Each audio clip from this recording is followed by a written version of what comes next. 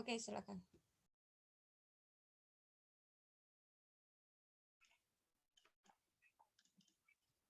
Baik, Assalamualaikum warahmatullahi wabarakatuh. Selamat pagi Bu Iin dan kawan-kawan semua.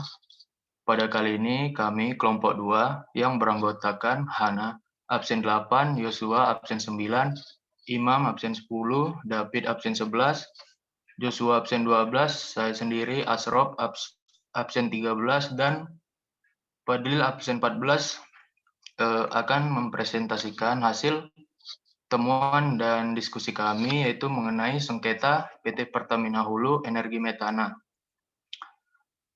dengan putusan pengadilan pajak yaitu PUT 87362 PP MX.B 18/2017 dengan jenis pajak PBBP 5L pada tahun pajak 2013.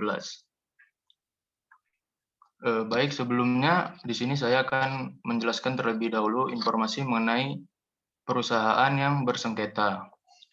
Jadi PT Pertamina Hulu Energi Metana atau disingkat PT PHEM adalah anak perusahaan dari PT Pertamina, yang mana hingga saat ini PT PHEM telah mengelola portofolio dan atau operasional sebanyak 58 anak perusahaan, 6 perusahaan patungan, dan 2 perusahaan afiliasi yang mengelola blok-blok migas di dalam dan luar negeri, serta bergerak di kegiatan usaha hilir migas dan services. Kemudian di sini mengenai pokok sengketanya, bahwa berdasarkan penelitian atas data dan keterangan yang ada dalam berkas banding dapat diketahui bahwa yang menjadi sengketa adalah koreksi atas NJOP PBB tahun pajak 2013. Objek pajak nomor 31.71.000.0443307.3 yang terletak di tubuh bumi eksplorasi GMB Air Benakat 3 sebesar 135 miliar 72 juta. Jadi pokok sengketanya itu ada koreksi NJOP atas PBB tahun pajak 2013 yang terletak di tubuh bumi eksplorasi sebesar 135 miliar 72 juta rupiah. Nah, untuk pembahasan selanjutnya akan dijelaskan oleh rekan saya, Randy Yosua. Silakan, Yos. Oh, baik, terima kasih. Kemudian keberatan pemohon, bahwa terhadap alasan keberatan pemohon banding bahwa PBB migas untuk tahun pajak 2013 atas nama PT PHEM tidak seharusnya dikenakan PBB karena saat ini sebagian dari wilayah kerja kontrak kerjasama atau K3S Blok GMB Air Benakat 3 masih berada dalam tahap sebelum melakukannya eksplorasi, sehingga sama sekali belum ada pemanfaatan lahan atas wilayah daratan. Next. Menurut pemohon yang pertama, pemohon banding tidak setuju terhadap perhitungan besarnya PBB tubuh bumi tahun pajak 2013 yang terhutang sebesar 270.120.000 dan menyatakan bahwa besarnya jumlah PBB yang terhutang pada tahun pajak 2013 seharusnya adalah sebesar Rp 0. Next. Yang kedua, bahwa menurut pemohon banding, pada tahun pajak 2013, seluruh wilayah kerja kontrak kerjasama atau K3S Blok GMB Air Benakat 3 masih berada dalam tahap sebelum melakukannya kegiatan eksplorasi, sehingga sama sekali belum ada pemanfaatan lahan atas wilayah daratan atau onshore. Selain itu, sesuai dengan prinsip kontrak kerjasama, migas bahwa pada dasarnya wilayah kerja dan operasi penambangan migas dikuasai dan dimiliki oleh pemerintah Republik Indonesia melalui SKK Migas, seperti yang disebutkan dalam Undang-Undang Nomor 22 Tahun 2001.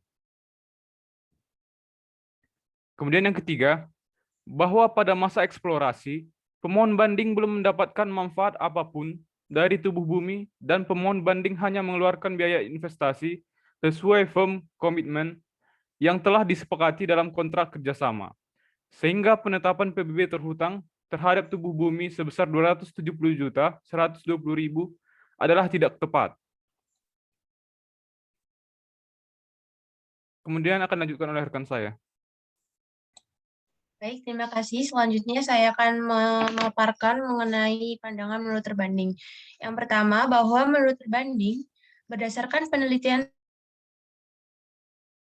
2013 dengan NOP 31710000004433 pada tanggal 20 Agustus tahun 2013 atas nama PT PHEM dan berdasarkan ketentuan-ketentuan yang telah terbanding sampaikan sebagaimana tersebut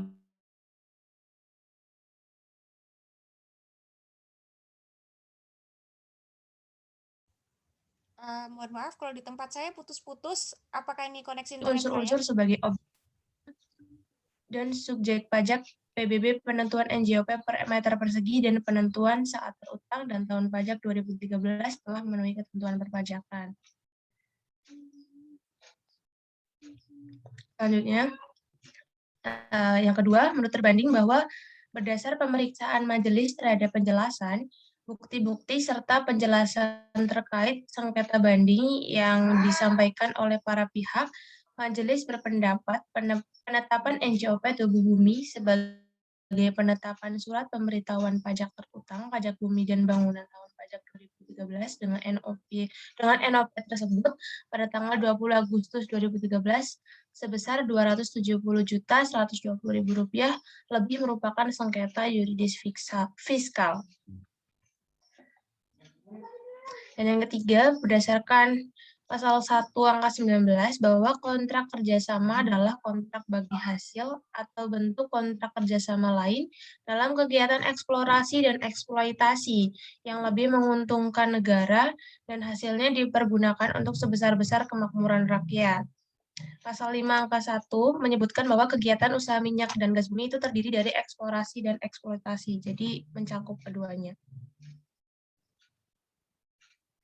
Dan selanjutnya akan dijelaskan oleh teman saya. Terima kasih. Oke, selanjutnya menurut majelis, yang menjadi nilai sengketa adalah koreksi pemeriksa atas NJOP sebesar 135 miliar 72 juta. Jadi pemohon banding tidak menyetujui bahwa NJOP-nya sebesar 135 miliar 72 juta. Next. Yang kedua, menurut majelis, hak yang diatur dalam Undang-Undang Migas selaras dengan hak yang diatur dalam Undang-Undang Pokok Agraria. Dalam hal ini, Undang-Undang Pokok Agraria mengatur bahwa hak atas permukaan bumi, sedangkan Undang-Undang Migas mengatur hak atas tubuh bumi khususnya terkait dengan kegiatan usaha maupun usaha pertambangan migas, baik pada tahapan eksplorasi maupun eksploitasi. Di dalam pasal 4 ayat 1 Undang-Undang PBB, diatur bahwa kriteria dari subjek pajak, yaitu orang atau badan yang secara nyata mempunyai suatu hak atas bumi, dan atau memperoleh manfaat atas bumi, dan atau memiliki, menguasai, dan atau memperoleh manfaat atas bangunan, di mana sebelumnya dalam pasal 1 UPBB jelas diatur bahwa yang dimaksud bumi adalah permukaan bumi dan tubuh bumi yang ada di bawahnya. Next. Nah, yang ketiga, menurut majelis, bahwa berdasarkan pemeriksaan majelis terhadap dokumen pendukung production sharing contract antara Badan Pelaksana Kegiatan Usaha Hulu Minyak dan Gas Bumi atau BP Migas dan PT PHEM tahun 2011 Aquo, dan pernyataan pemohon banding diketahui bahwa pada pokoknya PT PHEM ini adalah kontraktor kontrak kerjasama atau KKS bagi hasil minyak dan gas bumi dengan wilayah kerja Musi Banyuasin. Itu terdapat di dokumennya. Jadi secara hukum dia memiliki hak atas objek pajak tersebut. Untuk selanjutnya bisa dilanjutkan oleh teman saya.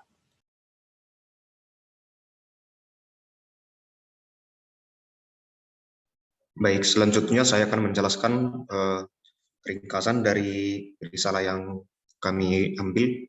Jadi yang pertama itu data menurut pemohon banding.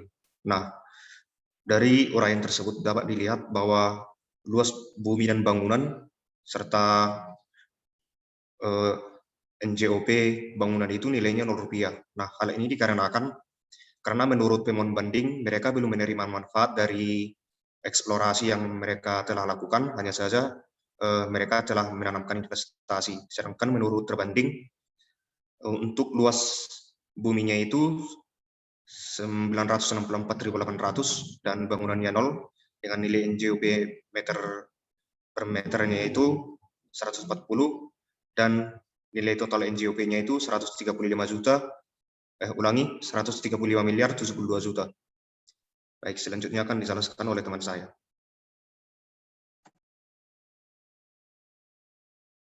Nah, di sini saya akan menyampaikan kesimpulan menurut majelis.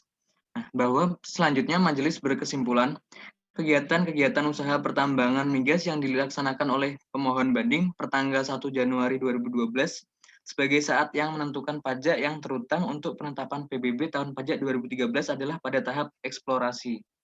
Bahwa dengan demikian majelis berpendapat tetap mempertahankan penetapan terbanding atas NJOP areal tubuh bumi onshore di wilayah kerja Blok GMB Air Benakat 3 seluas 964.800.000 meter persegi sebesar 135 miliar 72 juta rupiah. Selanjutnya akan dilanjutkan oleh teman.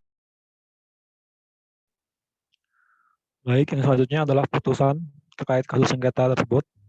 Bahwa berdasarkan pemeriksaan bukti-bukti oleh majelis, majelis dengan ini menyatakan bahwa mereka menolak pemohon banding terhadap penerbitan keputusan terbanding nomor KEP 2895 WPJ 07 /2014 tanggal 30 Oktober 2014 tentang keberatan atas surat pemberitahuan pajak terhutang pajak bumi dan bangunan tahun pajak 2013 nomor 31.100.000.044.33.073 tanggal 20 Agustus 2013 atas nama PT PHM. Sekian dari saya, selanjutnya waktu akan saya dan tempat saya serahkan kepada moderator Ashraf. Baik, terima kasih kawan-kawan semua. Itu saja presentasi dari kelompok 2. Apabila kawan-kawan yang lain punya tanggapan atau pertanyaan, dipersilakan untuk memberi tanggapan dan pertanyaannya. Terima kasih. Oke, baik. Terima kasih untuk kelompok 2. Boleh teman-teman kasih apresiasinya. Terima kasih banyak ya kelompok 2. Kemudian selanjutnya adalah yuk setiap kelompok wajib mengirimkan kelompok 1, 3, dan 4. Yuk, harus ada yang mengirimkan tanggapan, respon, opininya tentang presentasi yang diberikan oleh kelompok 2. Nanti kelompok 2 memberikan responnya juga, respon baliknya, feedbacknya ya. Oke, baik Mbak Tita, tolong dicatat ya Mbak, siapa-siapa saja yang memberikan respon, opini, pendapat gitu tentang apa aja, baik tentang substansinya maupun tentang apapun terkait dengan materi yang dipresentasikan oleh kelompok 2. Oke, silakan teman-teman di WA grup saja, tidak apa-apa supaya bisa ke-record juga. Silahkan kalau teman-teman merasa lebih nyaman juga dengan WA grup ya. Nanti di responnya boleh dengan Zoom atau dengan WA grup juga. Oke, silahkan. Teman-teman, ini saya nggak tahu koneksi internet saya yang bermasalah atau di tempat teman-teman masalah nggak. Tadi pada saat rekan-rekan kelompok 2 presentasi itu ada beberapa terputus, ada beberapa suaranya nggak kedengar. Itu kalau yang lain bisa dengar ya?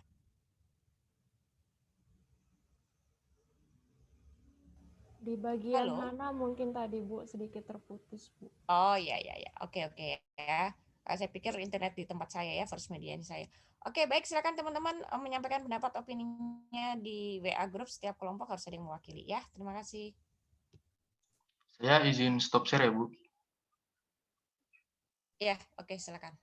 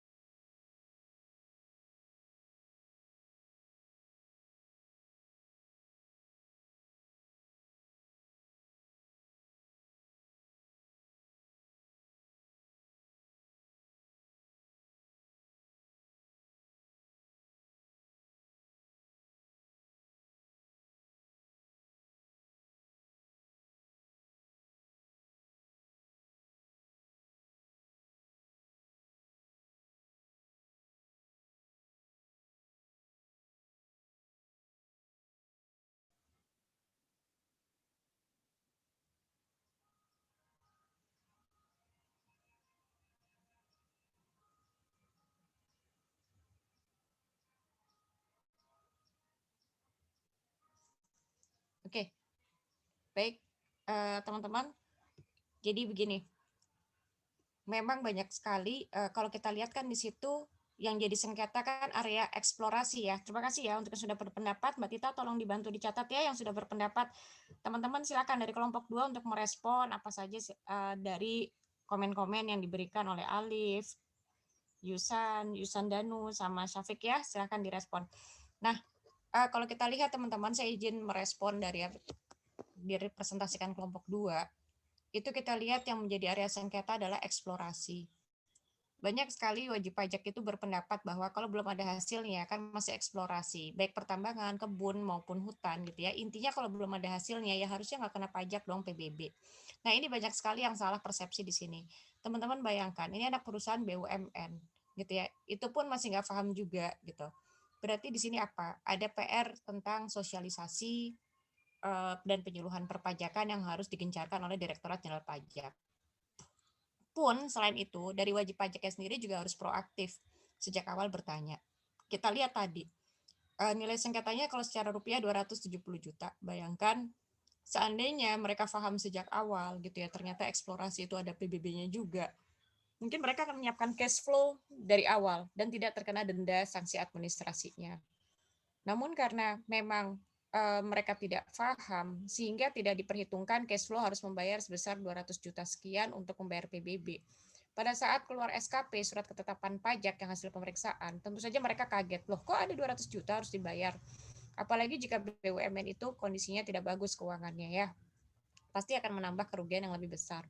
Nah, seandainya mungkin dia paham sejak awal, maka cash flow bisa diatur sedemikian rupa, menghindari sanksi administrasi. Nah, ini di sini teman-teman peran teman-teman nanti yang sudah belajar gitu ya. Jadi sekali lagi gitu ya, nggak bosan-bosan saya mengingatkan gitu. Jadi kelihatannya yang kita tahu informasinya itu sederhana gitu ya. Oh, kita seolah-olah nih kita hanya kelas PBB belajar slide yang sederhana. Tapi coba teman-teman lihat, bayangkan slide yang kita pelajari yang nampaknya sederhana gitu ya tentang materi PBB. Ternyata bagi orang lain itu bisa menyelamatkan cash flow 200 juta. Bisa melakukan tax planning, cash management dengan baik, menyelamatkan perusahaan. Gitu. Mereka nggak tahu. Sementara teman-teman tahu lebih dulu dibandingkan manajer keuangan di perusahaan BUMN sekalipun gitu loh. Teman-teman tahu lebih dulu. Ternyata eksplorasi itu ada pajaknya gitu. Seandainya manajer taxnya atau manajer keuangannya adalah om kalian, kolega kalian, dan sempat-sempat ngobrol gitu, Om itu ternyata kena pajak loh Om. Nah mereka kan kaget, oh iya kena pajak ya, PBB eksplorasi. Itu pasti akan menjadi informasi yang bermanfaat. Oleh karena itu tidak ada ilmu yang sia-sia. Gitu ya, mudah-mudahan kita selalu berdoa ada keberkahan di ilmu yang kita pelajari, apapun itu materinya, baik formal maupun informal gitu ya. Suatu saat akan bermanfaat untuk orang lain gitu ya. Nanti teman-teman yang udah tahu pun nggak ada salahnya kok bikin status baik di IG maupun di TikTok, kalian punya TikTok apa gitu ya, kalian cerita dengan bahasa kekinian, guys tahu nggak ternyata aku tuh baru tahu di luar sana tuh ada banyak sengketa pajak, banyak yang nggak ngerti perusahaan-perusahaan besar sekalipun bahwa walaupun belum produktif areal perkebunan, perhutanan atau tambang itu tetap ada PBB-nya loh gitu loh. Nah itu kalian bisa dengan bahasa-bahasa kekinian, kali aja itu ke viral apa semua segala macam, ke share gitu ya, dibaca satu orang saja dan itu bermanfaat, itu benar-benar menjadi amal soleh, amal jariah yang pahalanya terus mengalir. Artinya kita mulai dari konten-konten yang kita buat gitu ya di sosial media kita, itu bisa jadi sarana kita menjadi pribadi yang bermanfaat. Apalagi usia-usia teman-teman ini bukan lagi usia remaja, tapi sudah usia dewasa muda. Dewasa muda itu harus sudah mikir kebermanfaatan hidup kita tuh untuk orang lain tuh apa ya gitu, untuk sesama itu apa ya gitu. Dari materi kuliah apapun itu nggak ada yang sia-sia.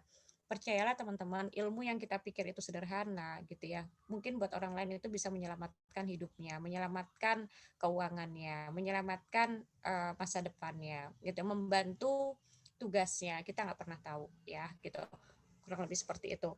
Oke ya, jadi terima kasih sekali untuk presentasinya. Jadi nanti apalagi kalau teman-teman nanti masuk ke sengketa perkebunan, perhutanan, Masya Allah itu banyak sekali sengketa-sengketa perkebunan yang intinya tuh mereka nggak ngerti emplasment areal tidak produktif, itu ternyata kena PBB gitu, banyak yang nggak tahu gitu ya, akhirnya sengketa di situ tuh banyak. Nah, Yang mudah ya majelis hakim ketika kita memutuskan ya, ketika memutuskan perkara nggak pakai repot-repot gitu loh. Karena terlalu jelas itu masalah yuridis fiskal, perbedaan penafsiran gitu ya, mereka nggak paham gitu. Nah, yang kompleks itu adalah ketika masuk ke materi-materi substansi perpajakan kayak misalnya biaya-biaya atau pendapatan kotor yang harus dibuktikan untuk PBB migas dan panas bumi. Nah, itu mungkin lebih kompleks ya dan butuh pembuktian dokumen-dokumen seperti faktur, kwitansi pihak ketiga dan sebagainya gitu ya. Oke, baik. Terima kasih untuk presentasi dari kelompok 2. Selanjutnya boleh ya aplaus untuk kelompok 2. Saya aplaus pakai oke. Selanjutnya boleh presentasi kelompok berikutnya. Silakan.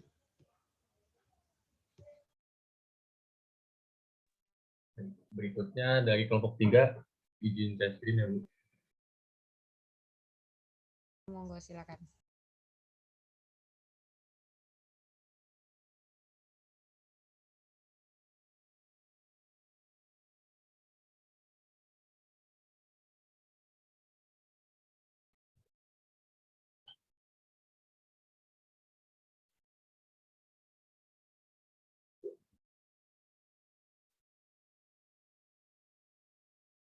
Apa sudah terlihat, teman-teman? Oke, sudah oke. Silakan lanjut. Oke, Assalamualaikum warahmatullahi wabarakatuh. Selamat pagi semuanya. Izin perkenalkan diri. Saya moderator dari kelompok 3 yang mempresentasikan sama sengketa pajak dan bangunan.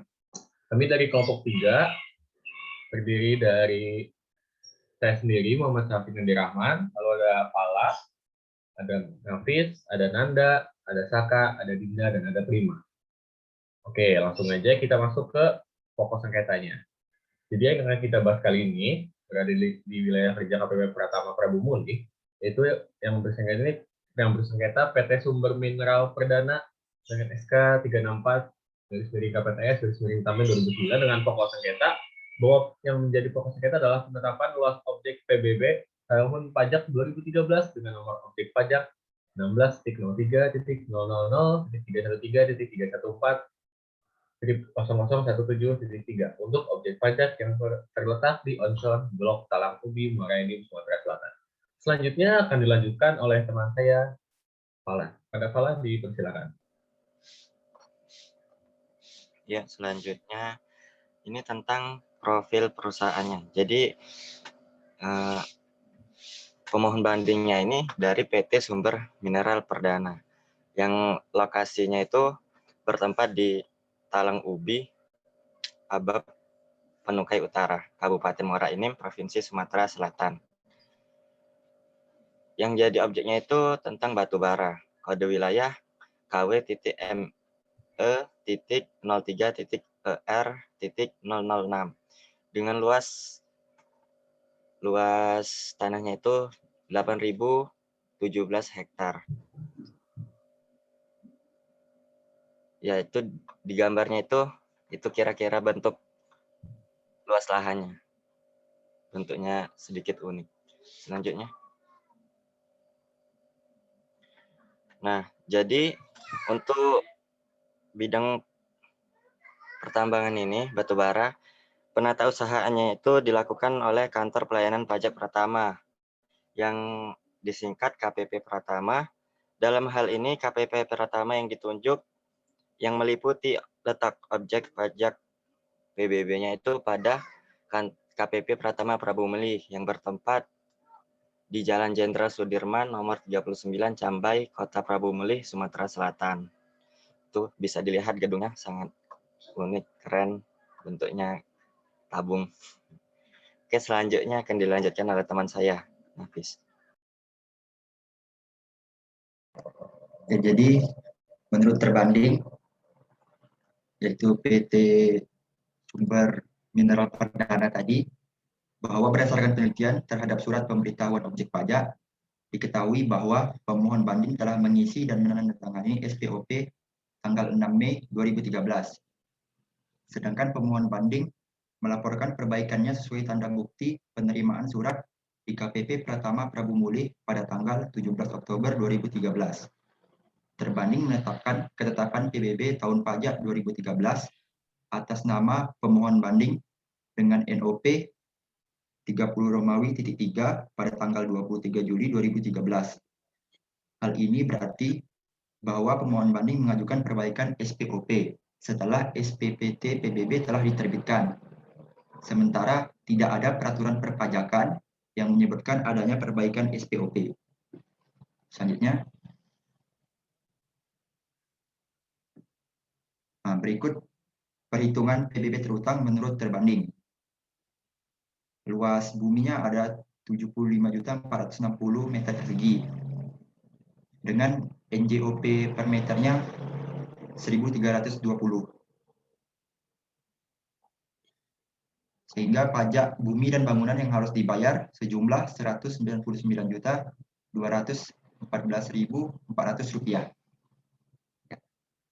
Selanjutnya akan dijelaskan oleh teman saya. Baik, selanjutnya menurut pemohon banding bahwa pada saat pengisian SPOP pertama, petugas pemohon banding keliru memahami peraturan Perstrep 32/PJ/2012. Luas konsesi ditetapkan di area onshore yang semestinya luas konsesi yang belum dibebaskan ditempatkan pada luas area konsesi yang dikuasai oleh pihak lain, sehingga terbanding menetapkan berdasarkan pengisian tersebut. Setelah diterima SPPT dari terbanding, pemohon banding menyadari adanya kekeliruan dalam menempatkan luas areal di areal onshore yang semestinya ditempatkan pada areal konsesi yang tidak dikuasai oleh pihak lain. Selanjutnya, berikut adalah perhitungan setelah perbaikan atau koreksi dari pemohon banding dengan luas bumi mencakup areal onshore belum produksi atau areal cadangan produksi dengan luas 155.981 meter persegi dengan NJOP 1.320, maka PBB yang terhutang yang harus dibayar sebesar Rp411.789. Penjelasan selanjutnya akan dijelaskan oleh Saudara Naufal.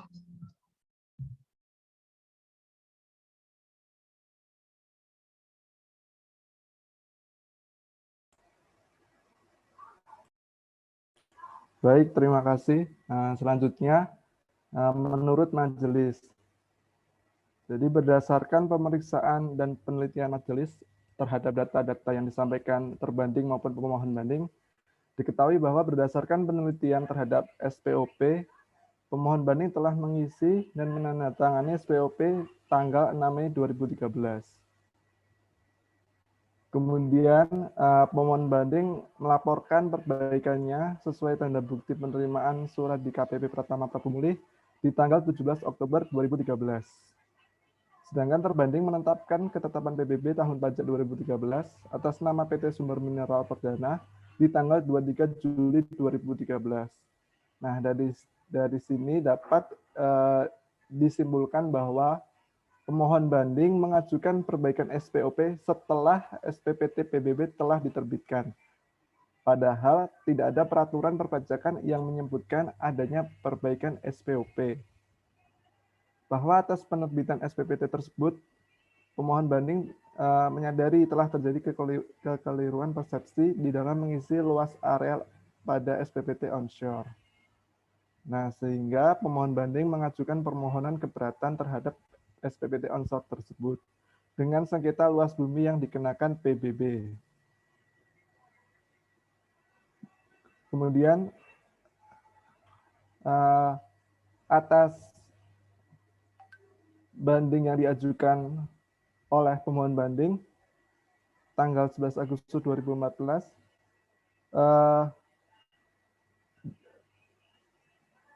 banding tersebut ditolak oleh terbanding mengenai areal objek pajak onshore subareal belum produktif, khususnya areal cadangan produksi. Oke, next.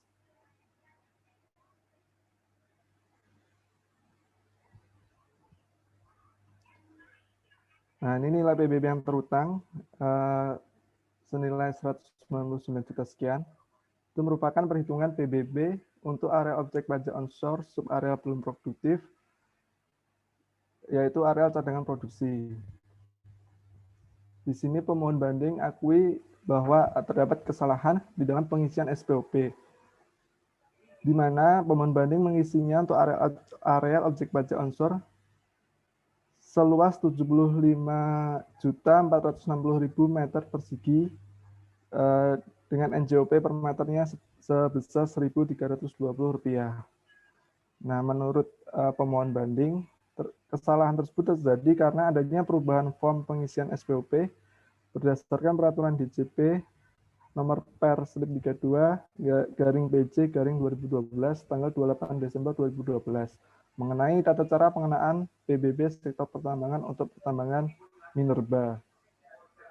Nah, atas kesalahan pengisian tersebut, pemohon banding sudah melaporkan perbaikannya tanggal 27 Agustus 2013, di mana pemohon banding melakukan koreksi di area objek pajak onshore seluas sebesar 155.981 meter persegi. Baik, penjelasan selanjutnya akan dilanjutkan oleh teman saya. Terima kasih.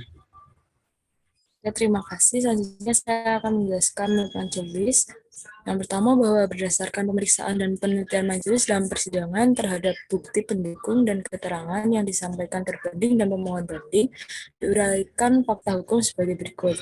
Yang pertama bahwa atas SPPT, pemohon banding mengajukan keberatan dengan surat tanpa nomor tanggal 16 Oktober tahun 2013, di mana pemohon banding menyatakan terjadi kesalahan dalam pengisian SPOP, di mana yang seharusnya objek pajak onshore sebesar 155.981 meter persegi sesuai data yang disampaikan berupa rekap pembebasan lahan dan menyampaikan perbaikan SPOP pada tanggal 27 Agustus 2013. Bahwa atas permohonan keberatan tersebut, terbanding menolak dengan keputusan Direktur Jenderal Pajak nomor Kep 797/WPJ 03/2014 pada tanggal 11 Agustus tahun 2014. Berikutnya, yang ketiga bahwa berdasarkan pemeriksaan majelis, luas total wilayah izin pertambangan berdasarkan SPOP dan SPOP pembetulan sebagaimana dirinci seperti di bawah ini. Pada tanggal 6 Mei 2013, SPOP area cadangan produksi sebesar 350.000 meter kuadrat. Areal yang belum dimanfaatkan sebesar 950 meter kuadrat, areal tidak produktif sebesar 74.160.000 meter kuadrat, areal lainnya 0, dan sehingga totalnya memiliki 75.460.000 meter kuadrat. Dan setelah pembetulan pada tanggal 27 Agustus 2013 terdapat perbedaan pada areal cadangan produksi sebesar 155.981 meter kuadrat dan area lainnya sebesar 74.160.000 meter kuadrat sehingga total luas areal yang setelah SPOP pembetulan sebesar 75.460.000 meter kuadrat. Selanjutnya akan dijelaskan oleh Prima. Baik, untuk selanjutnya, bahwa berdasarkan SPOP pertama dan SPOP kedua, setelah pembetulan, luas seluruhnya adalah 75.460.000 meter persegi, sesuai dengan keputusan Bupati Muara Enim nomor 364/KPTS/Tamban/2019 tanggal 8 Mei 2009. Bahwa tidak ada sengketa mengenai NJOP yaitu kelas 181 dengan NJOP per meter persegi sebesar 1.320.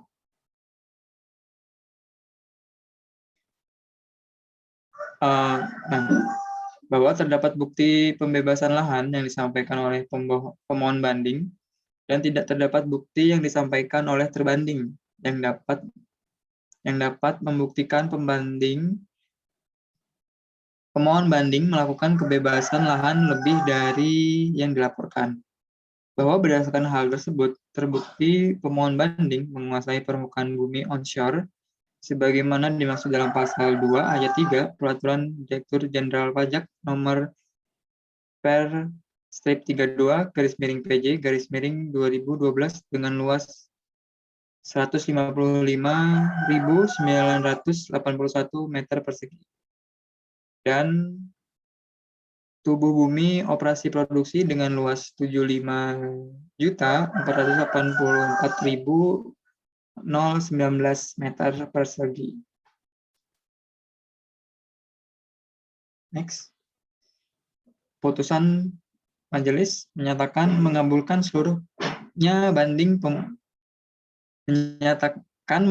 seluruh permohonan banding terhadap keputusan Direktur Jenderal Pajak nomor Cap strip 797 garis miring WPJ titik 03 garis miring 2014 tanggal 11 Agustus 2014 tentang keberatan wajib pajak atas surat pemberitahuan pajak terhadap pajak bumi dan bangunan tahun pajak 2013 nomor XXX-3 tanggal 23 Juli 2013 atas nama XXX tak objek pajak di onshore blok Talang Ubi nomor objek pajak XX-3 dengan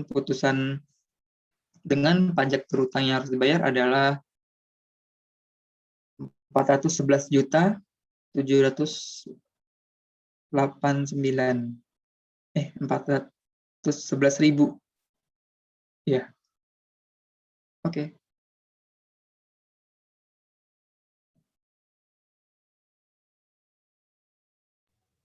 Oke, terima kasih ya. Silakan. Baik. Terima kasih kawan-kawan. Selanjutnya silakan diskusi. Nah, ini berarti tentang masalah apa? Menurut teman-teman, majelis poin kata kuncinya. Ini apa nih? Tenang saja, Rocky. Kamu bisa pergi saat kamu mau. Yes. Nah, kenapa majelis? Kata kuncinya. Kenapa majelis? Silakan nanti dituliskan di WA Group. Mengapa majelis nggak usah pakai ini ya, SK atau apa semua kata, nggak usah pakai penjelasan nomor keputusannya dan semuanya. Kata kuncinya aja, kenapa majelis akhirnya mengabulkan permohonan banding dari pemohon banding. Silakan ditulis di WA Group, Mbak Tita, tolong yang berpendapat sebelum.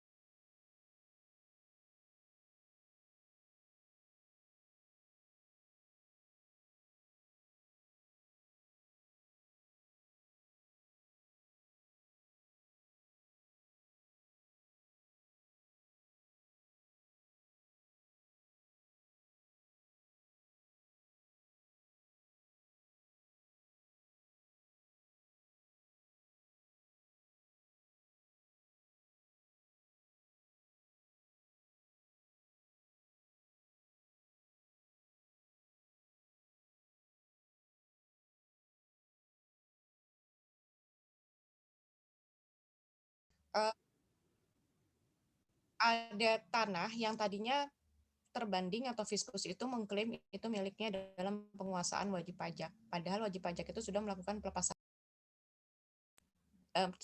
pelepasan haknya kepada pihak lain dan dia bisa membuktikan, gitu kan ya. Sehingga majelis hakim ketika memeriksa bukti-bukti tersebut bahwa itu sudah beralih ke pihak lain, oh ini ternyata bukan konsesi dari si wajib pajak lagi, tapi sudah dalam penguasaan pihak lain, sehingga berkuranglah objek pajak yang terutang pajak tadi ya. Oke, terima kasih semuanya. Sekarang kita masuk ke materi berikutnya ya. Saya coba share screen dulu. Izin stop screen dulu, Bu.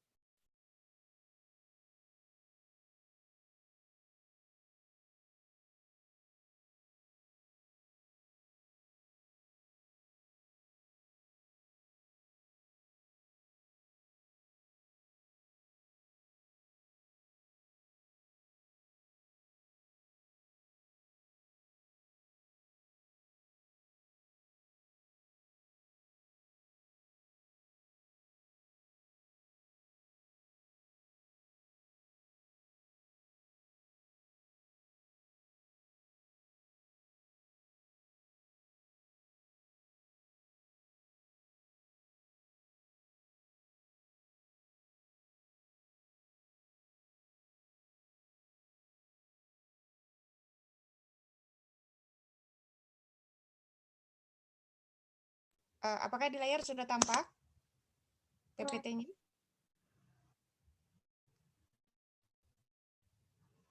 Sudah tampak di teman-teman? Sudah, Bu. Ya. Ini kita melanjutkan sektor pertambangan untuk minerba. Ini hasil tambang mineralnya seperti ini. Ini batu bara. Juga langsung kayaknya udah pernah apa belum ya? Ini batu bara. Ini objek PBB sektor minerba, bumi dan atau bangunan yang berada di dalam kawasan pertambangan mineral dan batu bara. Ini arealnya apa saja yang dibilang dengan bumi dan atau bangunan. Kemudian bumi sama seperti yang sebelumnya ada onshore, ada offshore, ada tubuh bumi. Onshore terdiri dari areal yang belum dimanfaatkan, areal cadangan produksi, areal tidak produktif, areal pengaman, areal emplacement. Dan ini ada kegiatan eksplorasi dan kegiatan operasi produksi ya. Oke.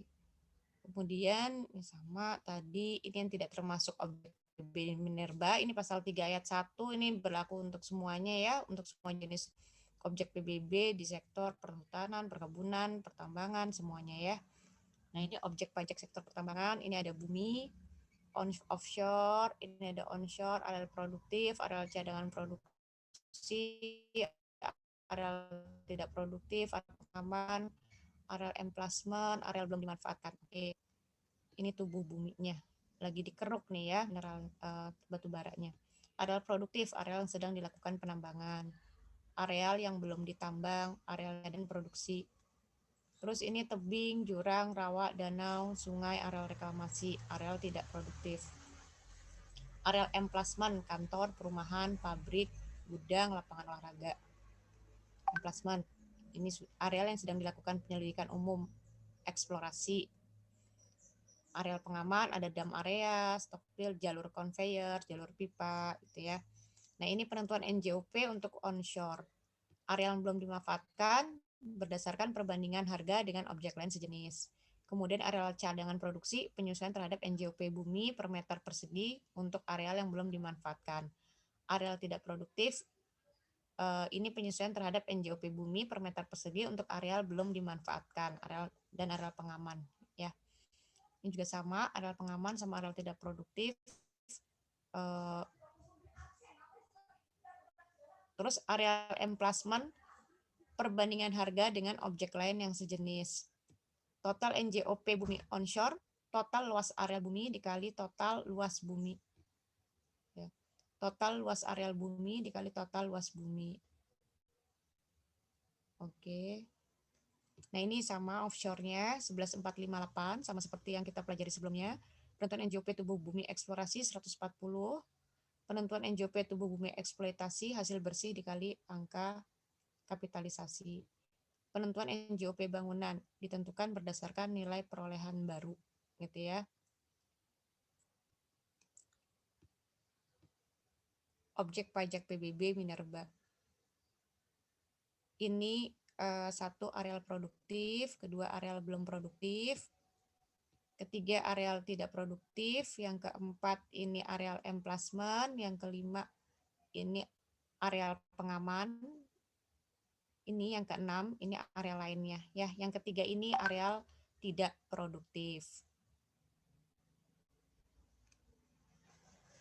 Ini angka kapitalisasi tubuh buminya ini untuk mineral 8,2. Kalau kita kemarin panas bumi kan 10,04 ya. Kalau terus ini minyak bumi migas juga ya 10,04.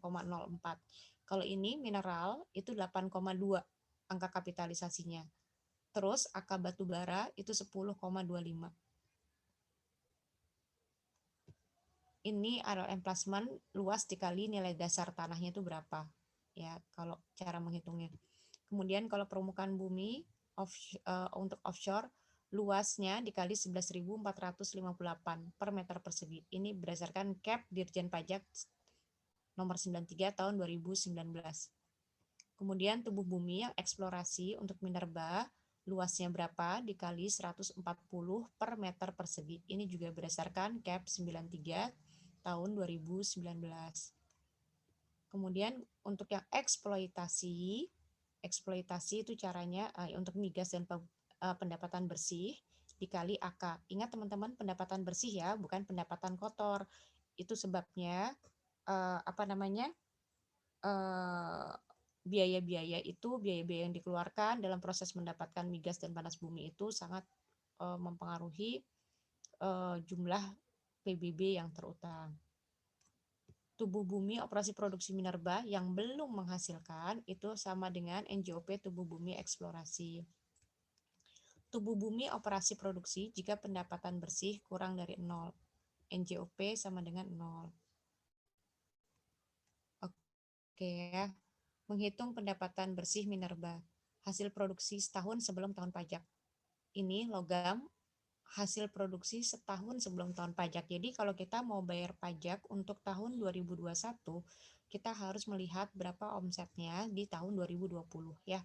Hasil produksinya itu berapa? Untuk logam, bukan logam, batuan, batu bara. Terus harga jual rata-ratanya itu berapa? Jumlah penjualan dibagi volume penjualan. Pendapatan kotor, nah hasil produksi dikali harga jual. Berapakah biaya produksinya? Biaya pengupasan lapisan tanah, biaya-biayanya nih macam-macamnya ya. Biaya pengupasan lapisan tanah, biaya pengambilan hasil produksi, biaya pengolahan atau pemurnian, dan biaya pengangkutan. Ya, ada 4 macam biaya. Kemudian pendapatan bersihnya adalah nilai tubuh bumi, pendapatan bersih dikali angka kapitalisasi. Nah, ini peta secara keseluruhan. PBB itu ada onshore, offshore, dan tubuh bumi. Masing-masing kalau untuk onshore ada bumi dan bangunan, offshore bumi ini ya. Nah, kemudian ada tubuh bumi, ada eksplorasi, ada open produksi. Nah, ini nanti teman-teman silahkan dipotret aja. Tidak usah dihafal rumusnya. Nanti kalau ujian juga kalian boleh lihat ini. Yang penting dipahami ya. Oke. Nah, sampai sini kita latihan soal ya. Saya kirim soalnya ke WA grup teman-teman. Nanti tolong dikerjakan. Semuanya wajib mengumpulkan gitu kan ya. Nanti kita melakukan pembahasan sama-sama ya. Nanti ada perwakilan dari teman-teman siapa yang berkenan untuk membahas, nanti akan ada poin dari Mbak Dita ya. Oke, kita menuju ke WA grup lagi ya. Teman-teman yang mau live dulu Zoom ya juga boleh untuk menghemat kuota teman-teman. Nanti kalau pada saat pembahasan kita boleh lagi masuk ke Zoom ya. Oke.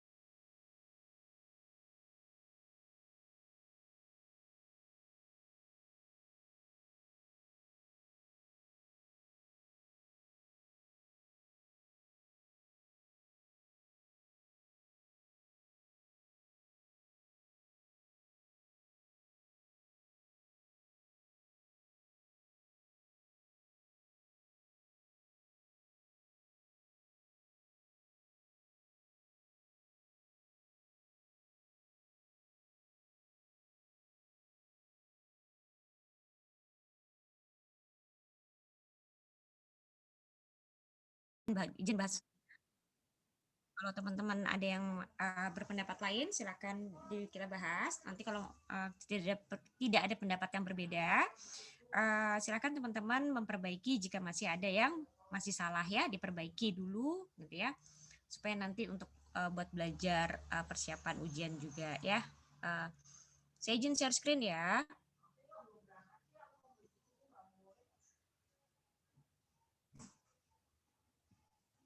Nah, ini kita lihat areal offshore, ada luas rig, itu 1000.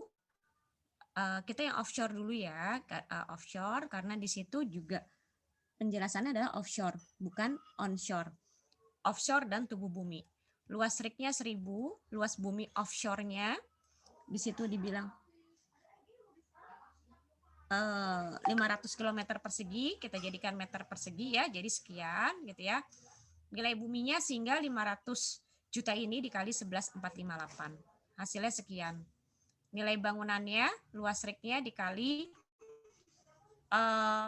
nilai bangunan per meter persegi. Jadi untuk offshore-nya didapatlah hasil seperti ini. Ya. Penjumlahan dari nilai bangunan dan nilai bumi. Kemudian untuk tubuh buminya ini adalah 500.000 barel dikali 100 US dollar harga per barelnya. Kemudian kurs KMK yang berlaku 14.150. Kemudian jangan lupa dikali angka kapitalisasi. Untuk migas angka kapitalisasinya 10,04. Untuk mineral dan batu bara berbeda ya. Tadi sudah kita pelajari. Sehingga NJOP-nya sekian. Oke ya. Baik teman-teman. Jika sudah, selanjutnya mohon dikerjakan untuk soal yang berikutnya. Untuk pertanyaan, silahkan disampaikan via WA Group dulu ya. Saya sambil memberikan latihan soal yang lainnya. Ya. Untuk yang masih mungkin ada yang belum tepat, silahkan diperbaiki terlebih dahulu.